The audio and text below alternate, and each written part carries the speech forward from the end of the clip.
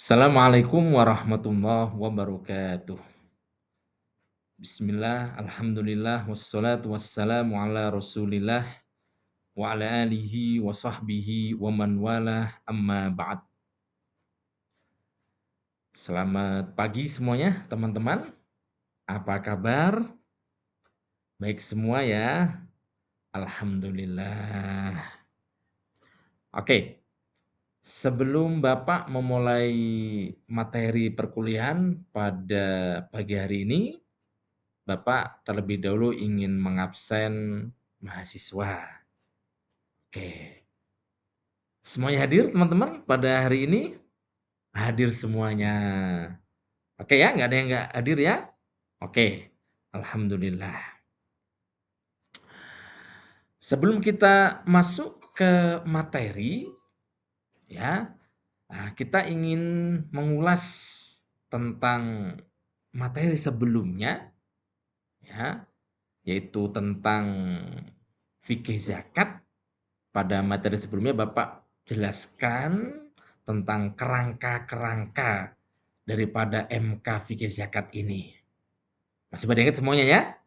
Oke. Ya, main kerangka-kerangka sudah saya ulaskan, ya. Seperti apa pembelajarannya? Oke, sudah saya jelaskan semuanya. Oke, terima kasih. Oke. Teman-teman mahasiswa yang berbahagia,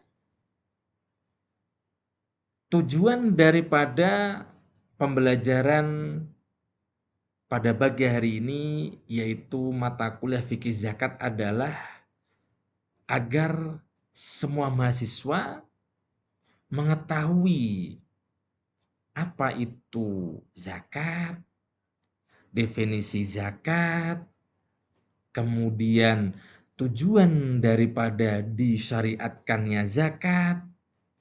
Setelah itu nanti teman-teman akan mengetahui landasan yang menjadi sandaran utama bahwasanya zakat itu diwajibkan kepada umat muslim.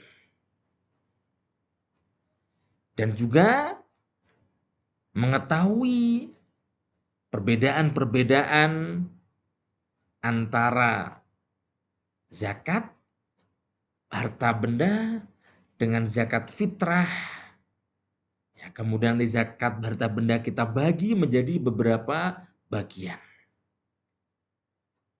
Oke, materi kita yaitu adalah konsep dasar dan landasan hukum fikih zakat.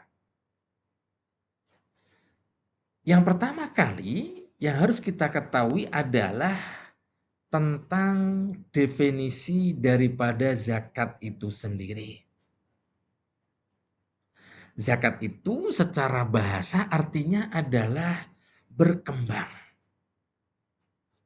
Ada yang mengatakan tumbuh. Ada yang mengatakan zakat itu artinya berkah. Bisa juga diartikan mensucikan. Mensucikan harta dari kotoran-kotoran harta benda tersebut. Berkembang artinya dengan harta benda itu dikeluarkan zakatnya, maka akan tumbuh, akan berkah, akan lebih baik. Adapun zakat secara istilah adalah mengeluarkan bagian tertentu dari harta benda tertentu dengan cara-cara tertentu dan diberikan kepada golongan-golongan tertentu dan serta niat yang tertentu pula. Artinya mengeluarkan bagian tertentu, ya nanti akan kita jelaskan, ada 10%, ada 1/5, ya nanti ada 1/20, ada 2,5%, itu adalah bagian tertentu. Dari harta benda tertentu, tidak semua harta benda itu wajib dizakati. Ya, misalnya nanti akan dikelompokkan di antaranya misalnya zakat binatang ternak, kemudian hasil pertanian, kemudian buah-buahan, emas dan perak, pertambangan, kemudian perniagaan, dan harta rikas atau harta karun. Nah, di luar itu, maka nanti tidak wajib dikeluarkan zakatnya. Nah, dengan cara-cara tertentu artinya nanti ada cara-cara yang khusus. Salah saya sebutkan di antaranya misalnya harus memenuhi nisab. Nisab itu kadar minimal harus dikeluarkan zakatnya.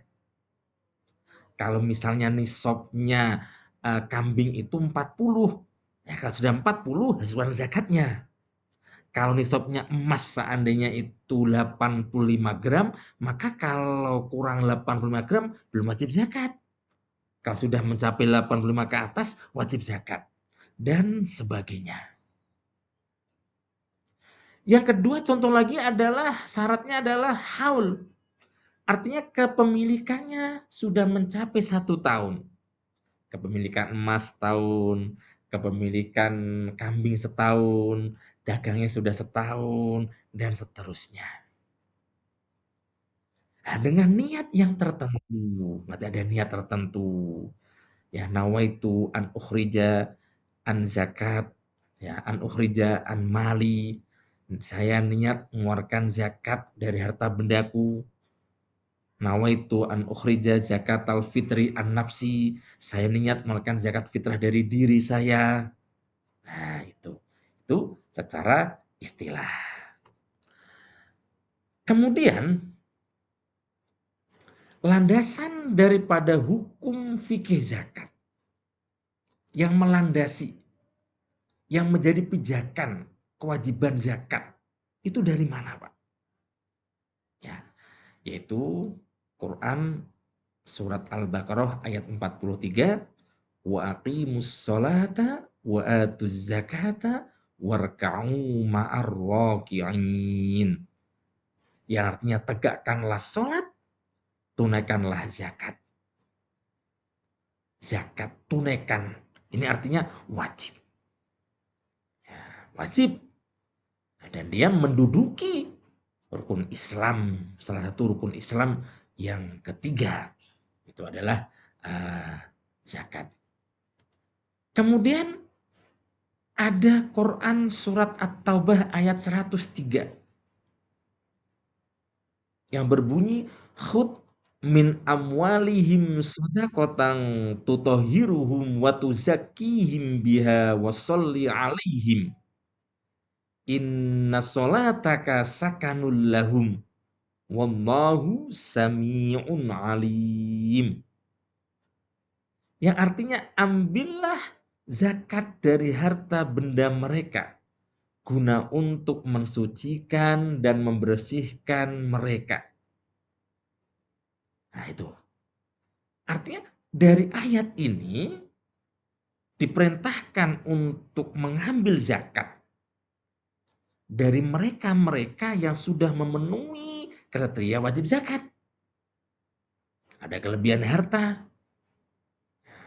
Nanti kalau dalam literasi fikih kontemporer, ini tugasnya Badan Amil Zakat ya. Kalau dulu namanya Amil, sekarang Basnas. Ya, kira-kira terlebih. Landasan berikutnya, teman-teman, adalah hadis Nabi. Sabda Rasulullah Shallallahu Alaihi Wasallam riwayat Ibnu Umar. Bunyal Islamu ala khamsin. Syahadatu an la ilaha illallah wa anna Muhammadan abduhu wa rasuluh wa iqamus shalah wa ita'uz zakah wa hijjul baiti wa saumu Ramadan muttafaqun alaih. Yang artinya Islam itu didirikan, dibangun di atas 5 pondasi besar. Yang pertama bersyahadat, yang kedua menunaikan sholat, dan yang ketiga adalah menunaikan dan membayar zakat. Itu sudah sangat jelas. Ada lagi dari sabda Rasulullah, beliau menyatakan, innallaha aftarada alaihim shadaqatan fi amwalihim tukhadu min aghniyaihim wa turaddu ala fuqaraihim. yang artinya bahwasanya Allah telah mewajibkan atas mereka sedekah. Sedekah itu yang dimaksud zakat. Allah sering menggunakan ungkapan sedekah, yang dimaksud adalah zakat. Pada harta mereka yang diambil dari orang-orang kaya di antara mereka, kemudian dikembalikan, diberikan kepada orang-orang fakir miskin di antara mereka untuk memperbaiki ekonomi, ya, membantu sosial. Yang terakhir adalah landasannya dari ijma atau konsensus daripada ulama.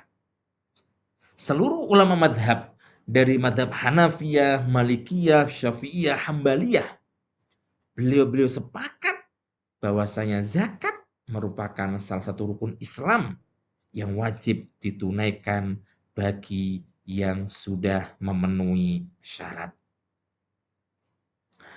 Nah, teman-teman yang Bapak banggakan, bisa dipahami semuanya ya? Oke. Nah, nanti Bapak kasih tugas kalian untuk mendiskusikan, ya, satu pertanyaan saja. Silahkan catat ya. Apa tugasnya, Pak? Silahkan teman-teman berdiskusi, ya,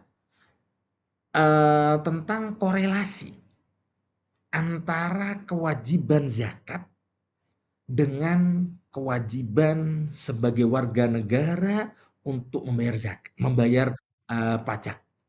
Ya, apa korelasi antara kewajiban membayar zakat sama korelasinya kewajiban warga negara untuk membayar pajak?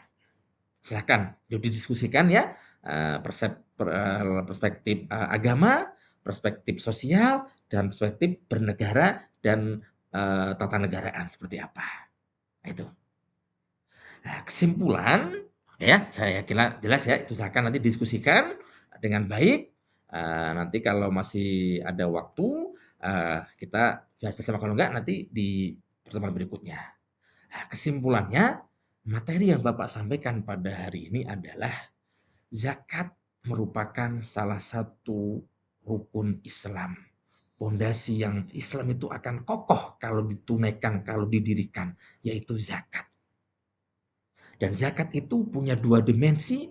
Satu dimensi sebagai ta'abudi, ya, mengabdikan diri kepada Allah. Dimensi yang kedua sebagai dimensi sosial, membantu masyarakat yang miskin, yang fakir, dan orang-orang duafa. Nah, kemudian teman-teman juga harus tahu kesimpulannya, yaitu tentang definisi zakat secara bahasa istilah harus menguasai dengan betul, ya. Kemudian landasan-landasan, ada Al-Qur'an, ada dari sunnah sama ijma, itu harus dipahami dengan baik. Oke ya? Nah, saya kira itu kesimpulan ya. Terima kasih atas waktunya, atas perkuliahan pada pertemuan kali ini. Bapak akhiri, kita tutup bersama dengan membaca hamdalah. Alhamdulillahirabbil alamin. Assalamualaikum warahmatullahi wabarakatuh.